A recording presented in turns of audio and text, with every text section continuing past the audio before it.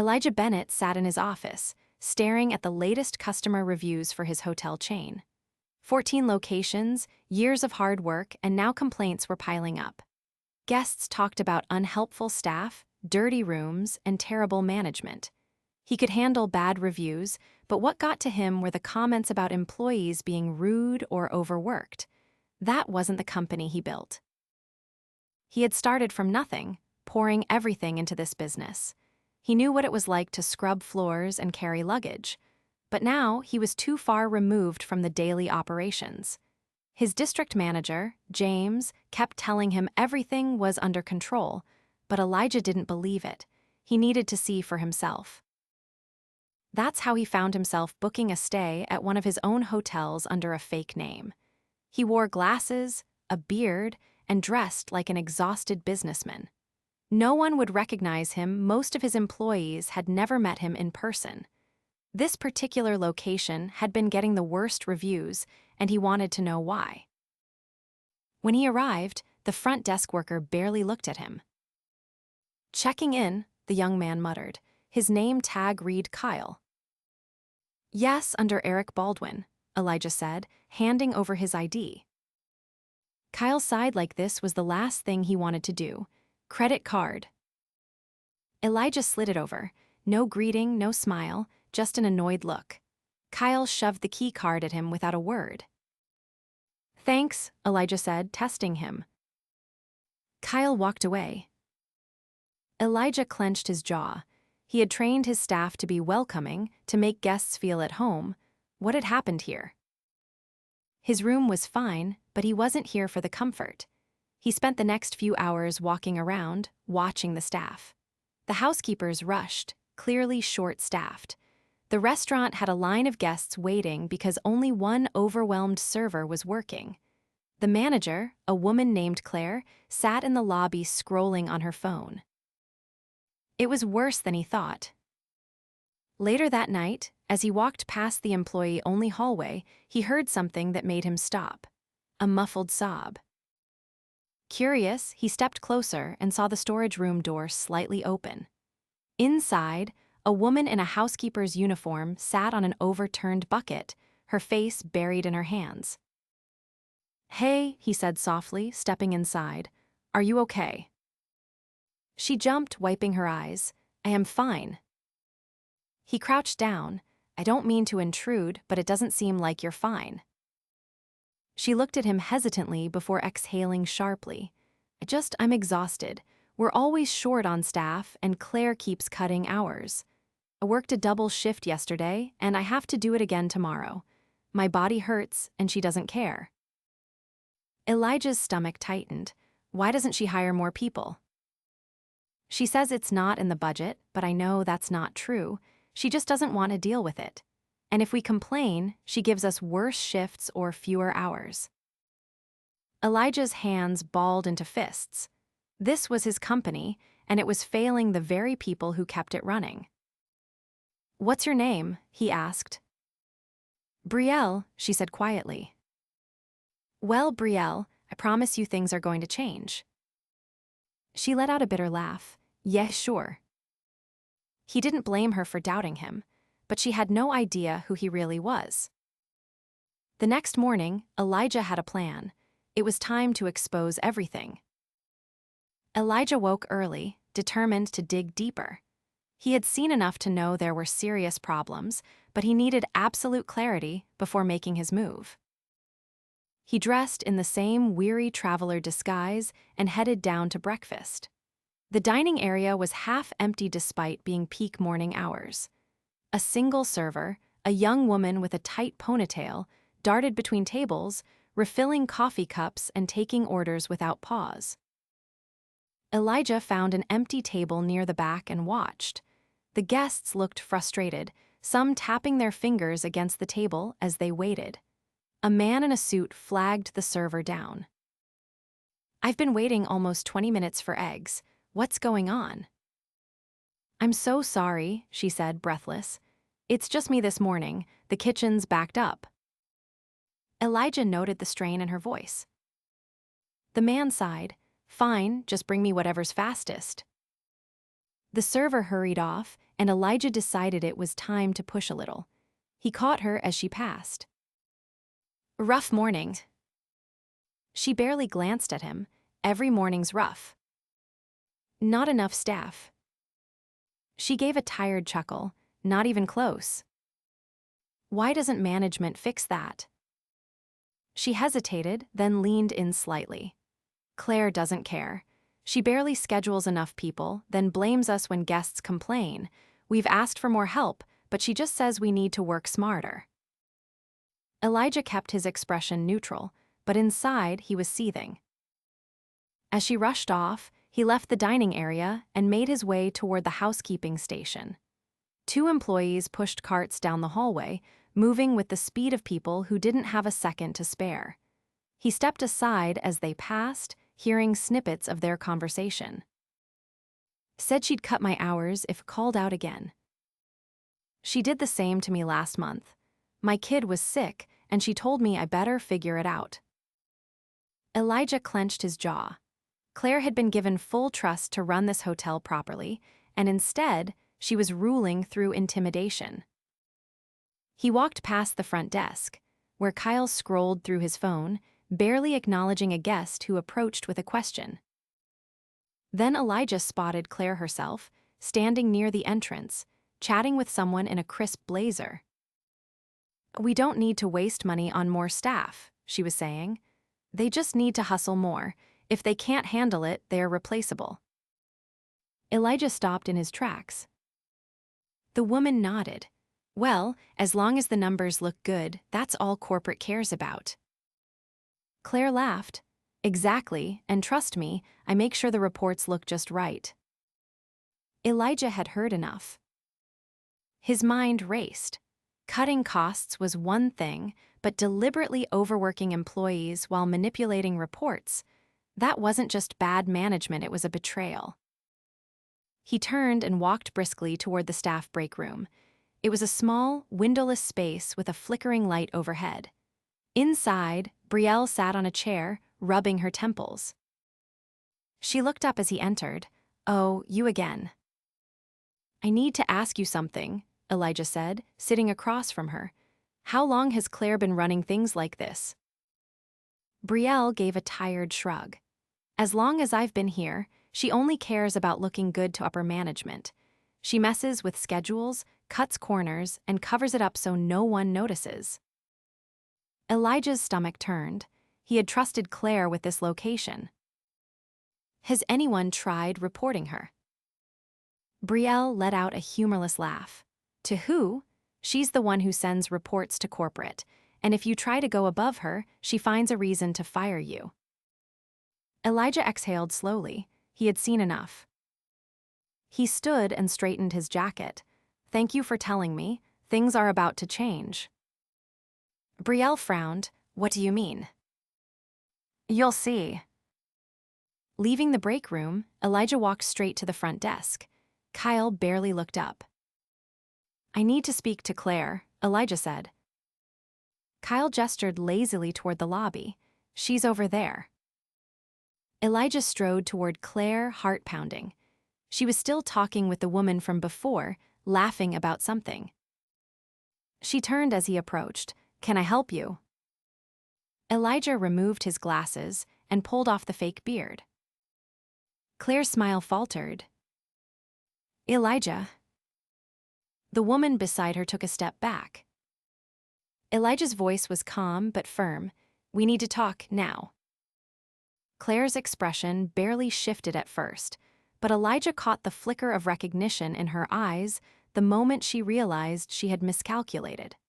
The woman beside her murmured a quick excuse and stepped away, leaving them standing in the middle of the lobby. Elijah kept his voice steady. "Let's go somewhere private." Claire hesitated for only a second before nodding. "Of course." She led the way to her office, a space far neater than the rest of the hotel. The desk was pristine, papers stacked in perfect order, a sleek laptop open but untouched. A small coffee machine sat in the corner, next to a chair that looked far more comfortable than the ones in the break room. Elijah shut the door behind them, then turned to face her. How long have you been falsifying reports? Claire blinked. Excuse me. Don't waste my time. His voice was sharp now. You've been manipulating staffing numbers, cutting shifts to save costs, and covering up complaints. How long has this been going on? She leaned against the desk, arms crossing. I don't know what you think you've discovered, but I've been running this hotel efficiently. If anything, I've improved it. Elijah let out a short breath, not out of amusement, but sheer disbelief. Improved it? Guests are waiting too long for service, employees are exhausted, and you're standing in the lobby laughing about how they're replaceable. Her lips parted slightly, but she didn't speak right away. I spent the last 24 hours seeing this place for what it really is, Elijah continued. Not through your reports, not through corporate summaries. I saw it firsthand, and what I saw was a staff barely holding this place together while you sit back and take credit for their effort. Claire's face hardened. I did what was necessary. If I didn't keep costs down, this place wouldn't be profitable. Cutting costs is one thing, he shot back. Neglecting your employees, overworking them, and threatening their hours if they speak up, that's not management, that's control. She exhaled sharply, shaking her head. You think you know everything because you played guest for a day. There's more to running a hotel than what you saw. Elijah stepped forward. I built this company from the ground up. I know exactly what it takes to run a hotel, and I know the difference between tough decisions and outright exploitation. Claire's fingers gripped the edge of the desk. I was following the numbers. He met her stare. No, you were following your own interests. For the first time, her confidence wavered. Elijah didn't need to hear more. She wasn't going to admit wrongdoing, and he wasn't interested in excuses. You're done here, he said, effective immediately. Claire's face paled. You can't be serious. I'm completely serious. He kept his tone firm. You've built a culture of fear in this hotel. That ends today. She pushed off the desk. You're making a mistake. Do you have any idea how hard it is to replace management? How much instability this will cause? Elijah didn't flinch. Instability? That's what you're worried about. The only instability here is what you've created by running this place into the ground while pretending everything is fine. Her jaw clenched, but she understood there was no point arguing. Elijah opened the door. Gather the staff in the lobby, now. She hesitated, then brushed past him without another word. Elijah followed her out, watching as she gave reluctant instructions to Kyle at the front desk. He stood back, arms crossed, as employees slowly emerged from different parts of the hotel. Housekeepers wiped their hands on their aprons. The lone restaurant server looked hesitant, shifting from foot to foot. Even Kyle finally put his phone away. When the full team stood before him, Elijah stepped forward. I'm Elijah Bennett, he said, his voice carrying through the space. Owner of this hotel. Some of you may know that already. Some of you may not. But I'm standing here today because I needed to see for myself what was happening here. A few employees exchanged glances, unsure where this was going. I checked in as a guest, he continued. Walked through these halls, watched how things ran, and what I saw was a team working twice as hard as they should have to keep this place afloat. Brielle stood near the back, arms folded tightly, expression unreadable. I also saw management that failed you, Elijah said. That ends now. Murmurs ran through the crowd. Claire stood stiffly to the side, her expression neutral, but she didn't interrupt. I won't pretend that fixing this will be quick, Elijah admitted. But I can promise you this: your time, your work, and your well-being matter. No one should be afraid to ask for help. No one should be punished for needing fair hours. And no one should feel like they have to cry in a storage room just to get through the day. Brielle's head snapped up. A few employees looked toward her, realization dawning. Elijah let the words settle before continuing. Effective immediately, Claire is no longer the manager of this hotel. A ripple of shock passed through the staff. Some looked stunned, others relieved. "I'll be making immediate changes," he said. "New management will be brought in. We'll be hiring more staff to lighten the workload. And if any of you have concerns, my door is open. For real this time." Silence stretched for a moment, then a slow clap started from one of the housekeepers. Another joined in, then another. Elijah didn't need applause. He needed to make sure real change happened. But seeing the exhaustion in their faces ease, even slightly, told him he was on the right path. Claire turned sharply on her heel and walked away without a word. Kyle, suddenly looking nervous, glanced between Elijah and the departing manager. Elijah met his gaze. "If you want to stay here, things are going to be different. That goes for all of you." Kyle swallowed hard and nodded. Elijah exhaled, rolling back his sleeves. "All right," he said, "let's get to work." Elijah wasted no time. With Claire gone, the hotel needed immediate restructuring. He gathered the employees in the break room where they stood in uncertain silence. The tension was thick. No one knew exactly what to expect. He leaned against the counter, arms crossed. The exhaustion in their faces was impossible to ignore. These were people who had been pushed to their limits, and now they were waiting to see if things would actually change. He started with what mattered most. "First thing we're doing is hiring more staff," he said. "No more scrambling to cover shifts that should have been split between 3 people. I'll be bringing in a temporary manager while we search for a permanent one, and I'll personally be involved in that hiring process." Some of them exchanged glances. A few still looked skeptical. He didn't blame them. Words didn't mean much until they saw action. Brielle, standing near the back, finally spoke. "What about the people who are still here?" Elijah nodded. "That's the second thing. I want to hear directly from you all what needs to be fixed, what's been ignored." For a moment, no one spoke. Then the young server from the restaurant, the one who had been running between tables alone, hesitated before stepping forward. "There's no backup for any shifts," she said. "If someone calls out, we're just expected to deal with it. No extra hands, no support." One of the housekeepers scoffed. "And when we try to say something, we get told we're complaining too much." Another voice chimed in. "The equipment in housekeeping is falling apart. Half the vacuums barely work. We have to go over the same spot 3 times just to get it clean." Elijah absorbed every word, his jaw tightening. These weren't just operational issues. This was neglect. He nodded. "All of that gets addressed. We'll be fixing or replacing what's broken. And moving forward, if something isn't working, I want it reported immediately.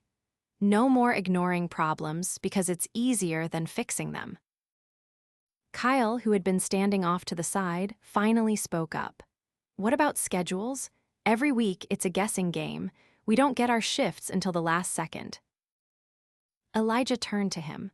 "Schedules will be set in advance, and they'll be fair. No more last-minute changes unless there's an emergency, and if there is, it won't fall on one person to fix it." The room fell quiet again, but this time it wasn't tense. It was contemplative. Brielle exhaled, arms still folded, but there was something different in her expression. "We've heard promises before." Elijah met her gaze. "You'll see action this time." She studied him for a long moment, then gave a small nod. That was enough for now. By the end of the day, the first changes were already in motion. Elijah had a team from corporate arrive with new housekeeping equipment, replacing the broken vacuums and worn-out carts. The restaurant was given additional staff, with temporary hires brought in to ease the burden. Schedules for the next month were drafted with input from employees, ensuring no one was blindsided by last-minute adjustments. Kyle, perhaps sensing that his own job was on unsteady ground, put in more effort at the front desk. He greeted guests properly, actually looked them in the eye, and handled complaints without brushing them off. Elijah stayed involved, overseeing every adjustment. He wanted to make sure nothing slipped back into old habits. As the evening settled in, he found himself in the break room again, where Brielle sat with a cup of coffee, staring at the wall. He sat across from her, without a word. After a moment, she sighed, "I still don't know if this is real." "It is." She shook her head. "I've worked in places where management says all the right things, but nothing actually changes." Elijah leaned forward, "Then hold me to it." She looked at him, searching his face for any sign of dishonesty. Finding none, she exhaled. "You have no idea how bad it got here," she muttered. "I have a pretty good idea." She tilted her head. "Why did you do it?" He didn't need to ask what she meant. "I built this company on the idea that people should be treated well," he said. "Somewhere along the way, I lost sight of what was happening on the ground. That won't happen again." Brielle was quiet for a moment. Then, finally, she gave a small nod. It wasn't trust not yet, but it was a start. Over the next few weeks, the hotel transformed. A new manager was hired, one who prioritized fairness and communication. Employee feedback was taken seriously, and regular meetings ensured that any concerns were addressed before they spiraled into bigger issues. Guests started noticing the difference. Reviews improved, service became smoother, staff morale lifted. Elijah didn't just implement these changes and walk away, he made unannounced visits to ensure things stayed on track. Sometimes he arrived as himself. Sometimes he blended in again, just to see things as they really were. One evening, as he walked through the lobby, Brielle passed by, a clipboard in hand. She paused, glancing at him. "You actually did it," she said. Elijah smiled, but there was no pride in it, just certainty. "We did." And with that, she nodded and went back to work, this time without exhaustion weighing her down. Elijah watched her go, knowing one thing for certain: he would never let himself become disconnected again. Elijah stood in the office, reviewing the latest reports. For the first time in a long while, the numbers actually reflected reality. Employee turnover had dropped, guest satisfaction was climbing. Most importantly, the staff seemed less drained, more engaged. Progress was happening, but he wasn't naive, there was still work to do. He closed the report and walked out into the hallway. The evening shift was settling in, and the energy in the building had changed. Instead of rushed movements and frustrated glances, employees moved with purpose. The front desk associate greeted guests properly, the restaurant had enough servers, and housekeeping teams moved efficiently without the frantic pace he had witnessed before. As he walked toward the break room, he spotted Brielle exiting with a fresh cup of coffee. She paused when she saw him. "Didn't expect you to still be here," she said. "Thought you'd be off to the next location by now." "I will be," he said, "but I wanted to make sure things were actually improving before stepping away." She took a sip of coffee, considering him. "It's better, not perfect, but better." "That's the goal, keep improving." She leaned against the doorframe. "You know, I almost quit before all this happened."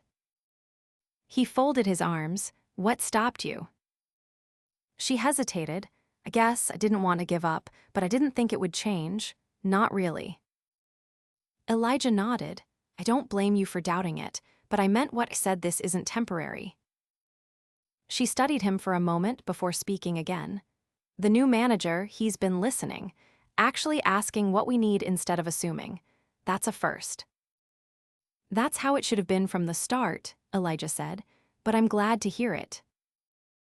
She exhaled, shaking her head slightly. "It's weird. I keep expecting the other shoe to drop." "It won't," Elijah assured her. "But if it ever feels like things are slipping again, I want you to speak up. Don't wait until it gets bad." She nodded slowly. "All right." He glanced at his watch. I'll be back in a few weeks to check in again, unannounced. She let out a quiet laugh. Figures. As he turned to leave, she called after him, "Hey." He faced her again. "Thanks," she said, "for not just walking away." He gave a small nod. "Take care, Brielle." And with that, he walked out, knowing the work wasn't done, but at least, this time, it was on the right track.